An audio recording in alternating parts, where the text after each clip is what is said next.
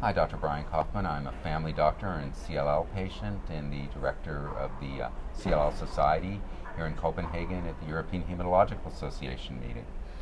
And I'm Dr. Susan O'Brien. I'm the Associate Director for Clinical Sciences at the Chow Family Comprehensive Cancer Center at the University of California in Irvine.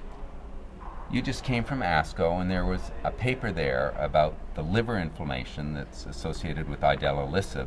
Can you tell us what you discovered, what the research showed us, and what we know about that and how to handle it? Yes. About 50% of patients, relapsed patients who get idelalisib with CLL, have some elevation of their liver function enzymes. If it goes That's to grade, a high number, yeah. It is a pretty high number, although not all of it's grade 3 to 4. So if it's grade So 1 grade- to 2, we don't have to mild, do yeah. anything about it. Right. If it's grade 3 to 4, we hold. The good news is, in terms of a side effect, is the patient feels fine. We do have to monitor them, but they're not complaining. Right, It's they're not something. saying, oh, my liver hurts. Exactly. Yeah, yeah. So we just measure it by the blood test, and if the enzymes are grade 3 to 4, meaning quite elevated, then we hold.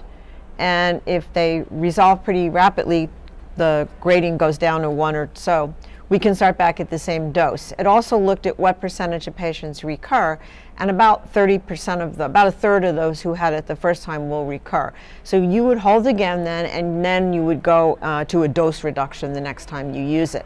Because of the fact that you don't always have to dose reduce, or you can get by with dose reducing, I personally have never had to take a patient off drug because Wow. this was too persistent a problem.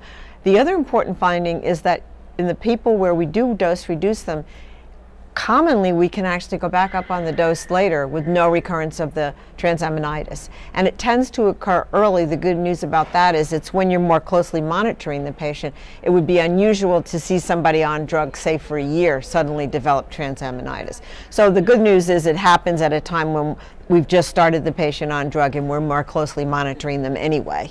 So it's a potentially dangerous side effect, but if you're watching it closely, it's easily manageable. Easily. Yeah, and the patients don't really feel any ill effects. Right. Are they left with any liver damage? Do we see that? Not that we know of. All right.